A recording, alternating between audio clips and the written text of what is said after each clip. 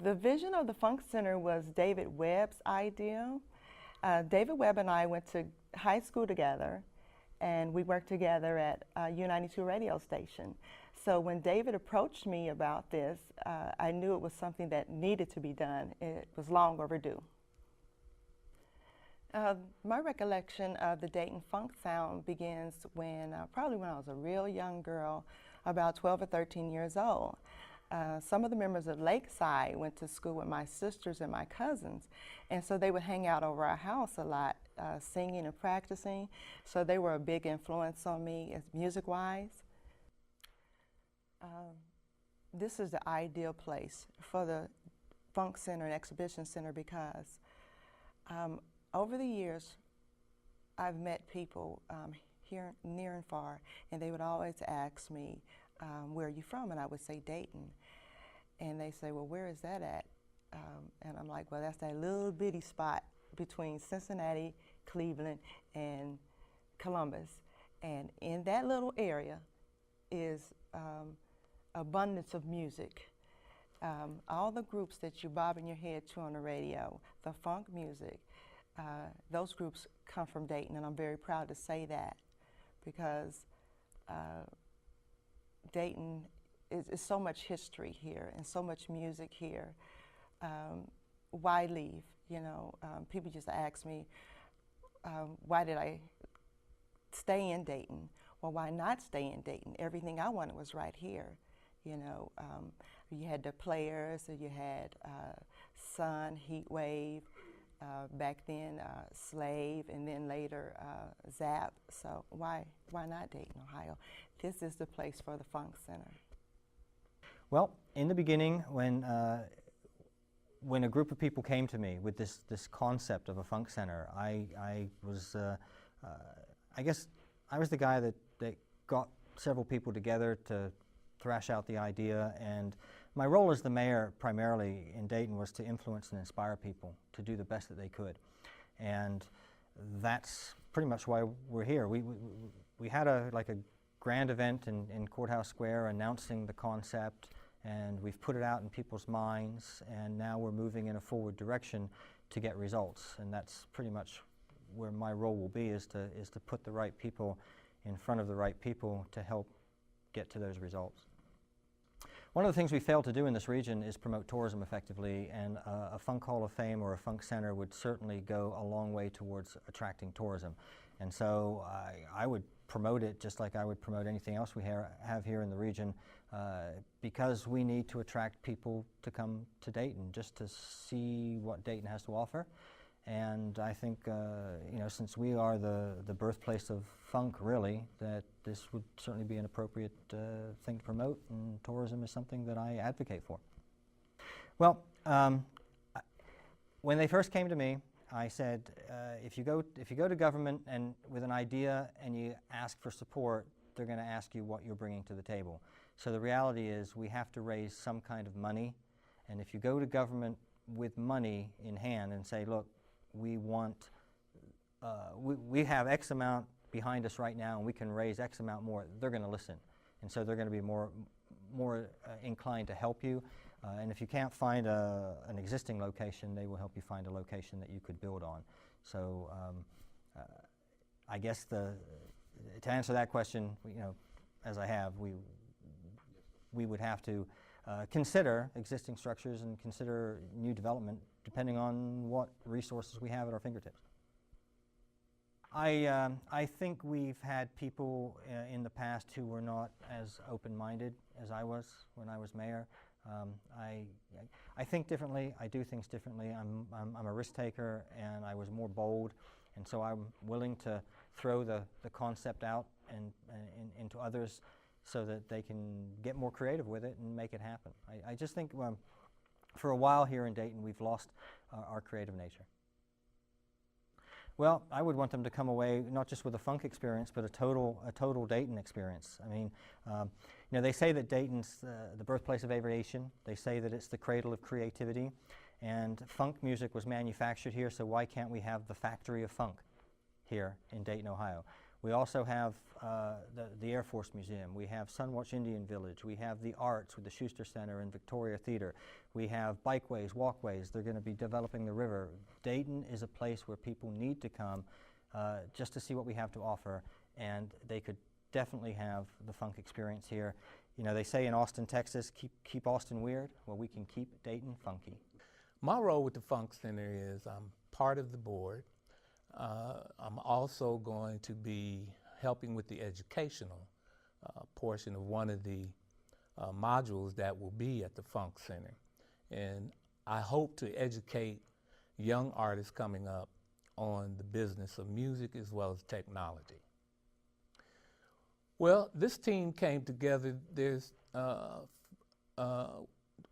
starting out with David Webb, and he got together with some other people, and he also approached me and told me about a vision he had, which was, you know, the Funk Center, and instantly, of course, you know, my interest was there because it's way overdue.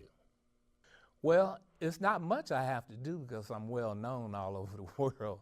I'm not trying to be modest or anything, but being a national recording artist with several big groups, having won a Grammy Award, people, you know, I can reach out through my fans on Facebook, YouTube, LinkedIn, practically anywhere I go, people recognize me and know me. So I think with those elements, there won't be a problem in promoting or bringing awareness to this wonderful, wonderful project that's about to take place.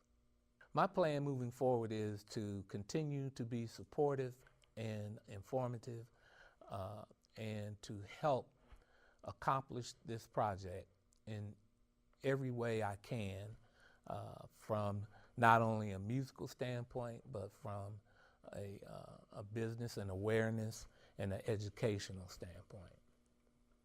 My role with the Funk Center is being a part of the board, looking at things, direction, strategic roles, strategic initiatives, those types of things. Well, the way I will use my position and skills to help the Funk Center achieve its goals is to look at my background as a person that's worked in higher education, and from that perspective, look at how to help build up partnerships with educational institutions and an affinity with types of programs that deliver educational curriculum, just to help build relationships through the educational process to help propagate the awareness of the center and to help the center meet its objectives through that. The fact of using social media is important, but one of the things that's happened now, social media is like big.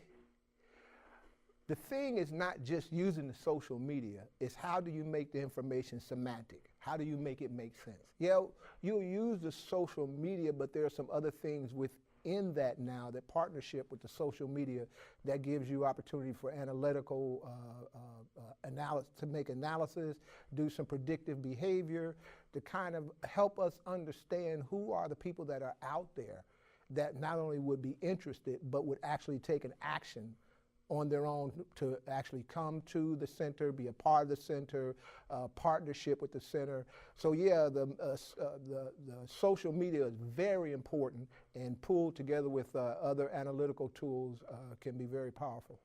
When most of the kids grew up here in Dayton, we didn't have gangs, thank God, but we had bands. So people would do what they call talent shows, and we'd jam. You know, it was very competitive in a fun way. Nobody really hated on each other, but we wanted to make sure we had the hottest group. So you had a lot of that going on. And it came also from the fact that a lot of Dayton musicians are studied musicians. They learn. You had a lot of players from Dayton, not just Ohio players, but the Ohio players were great jazz players, great musicians. You have musicians out of Dayton that historically helped set the seed here. Billy Strayhorn is from Dayton. Duke Ellington's main man. Eventually moved to Pittsburgh, did a lot there and developed, but he's from Dayton. Booty Woods is from Dayton. Sideman to Doc Severson. So you got a lot of players in music that just went through Dayton. So when you ask the question about the history of the funk, you know, it rests on a bedrock of very strong musicianship and skills. So that's what it was. So a lot of people played together, we jammed together, played in the schools together, played over each other's houses. I played in the Junior Philharmonic Orchestras. Our history is rooted in that we just all grew up together here playing a lot of music. And we formed the bands and we jammed. I think the experience, I want them to, number one, get an affinity for the Dayton area, for the uniqueness of it. We know that every city has its own DNA, but the one that's Dayton, I think is great. You've had a lot of great innovation out of Dayton, not just the music scene. So once they get here to see the music scene, they can get an affection for the innovative concepts that have always come out of Dayton. I like for them to almost, and I think my friend Chop had talked about it before, to want to share what they found in Dayton and to come back or go where they went back home, tell people what they found in Dayton. But I like them to leave away saying, hey, that was exciting, that was interesting, that was inspiring. Well, whose vision is the Funk Center can best be answered by, in this case, would be David Webb. David is a guy that, wow, gets it done. You know, you hear people who say, I'm gonna, one of these days I'm gonna, and they say, I have this nice idea. Well, I've known David for years, and he just quietly has put it together piece by piece by piece. And you remember the story about the person that was, anybody want to help make the cookies? Anybody want to help cook the cookies? Well, nobody wants to help make it, nobody wants to help cook the cookies, but everybody wants to eat the cookies. Well, David's doing a lot of cooking and work with this thing, and he's got the vision, and he has the energy. He crosses his T's, he dots his I's, and if you do not have a visionary leader leading a vision, it is really basically a nightmare. So yeah, this vision is David's vision, and it's come to pass because of shoe leather that he's put into getting this done.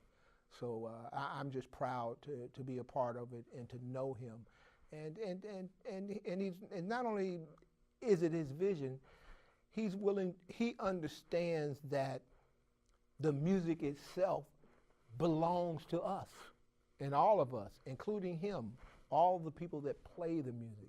So I'm really touched by that, and I'm encouraged by it. It's definitely his vision. Well, what I've learned after about 25 years as an executive in human resources is that you get nothing done without the people.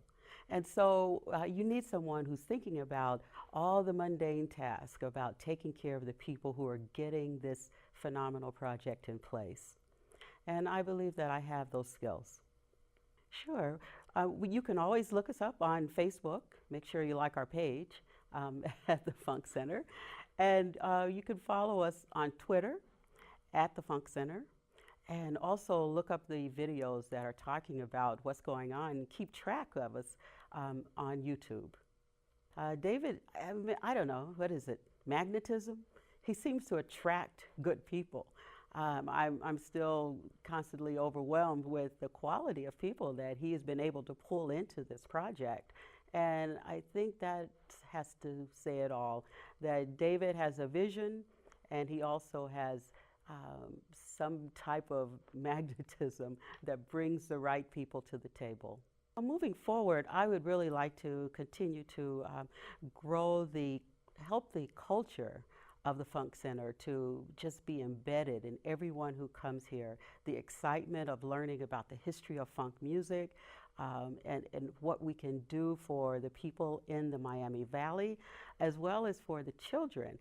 We know that music is being taken out of the schools, so what better way to bring something additional to this area than to give kids a chance to learn about music, learn that it's more than just the musicians who are doing it, it's about producing it, it's about writing lyrics. There are so many aspects of it that they would be able to learn and participate in through the activities and programs that the Funk Center is going to bring.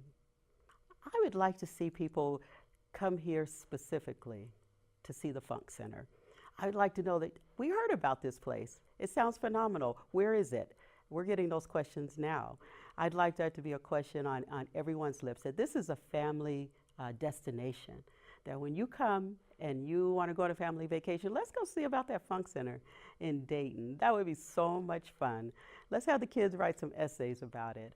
I would like to see them go away knowing what I'm starting to learn about funk music, funk musicians, how it's not just for a period of time, but it's continuing, it's evolving, and how it's showing up in today's music. So I'd like them to come away with knowledge and an appreciation, and just understanding a little more about Dayton.